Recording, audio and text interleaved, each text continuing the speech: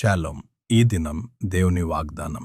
ద్వితీయోపదేశకాండము 2వ అధ్యాయము 7వ వచనంలో వాక్యం ఇలా సెలవిస్తుంది.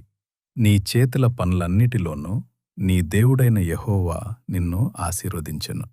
నీ దేవుడైన యెహోవా నీకు తోడయున్నాడు. నీకేమియూ తక్కువ కాదు.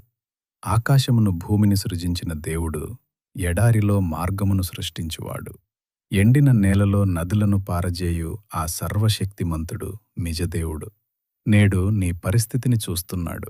బహుశా నేడు నీ జీవితంలో ఎటు చూసినా కష్టాలు, పోరాటాలు, ఆర్థిక ఇబ్బందులతో దారి కానరాని స్థితిలో ఎన్నో సంవత్సరాలుగా సంచరిస్తూ కృంగిపోతున్నావేమో.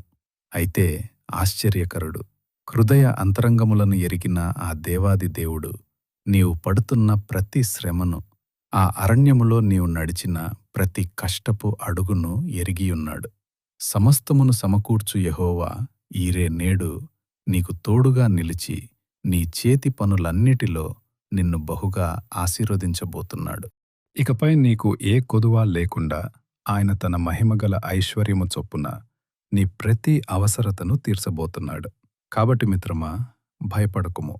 నీ జీవితాన్ని ఆనందగానముగా మార్చగల నీ యజమానుడు నీకు తోడయున్నాడు. ఏ లోటు లేకుండా ఆయన శాంతిని మీకు తోడుగా, ఆయన కృప మీకు అండగా ఉంచి నిన్ను కంటికి రెప్పలా కాపాడునుగాక. ఈ వాగ్దానం నీ పట్ల, నీ కుటుంబం పట్ల నెరవేరునుగాక. ఆమేన్. ఈ సందేశం మీ హృదయాన్ని బలపరిస్తే లైక్ చేయండి, షేర్ చేయండి, ఆమేన్ అని కామెంట్ చేయండి. మరిన్ని వాగ్దానాల కోసం మా ఛానల్ని సబ్స్క్రైబ్ చేసుకోండి. దేవుడు మిమ్మల్ని దీవించునుగాక.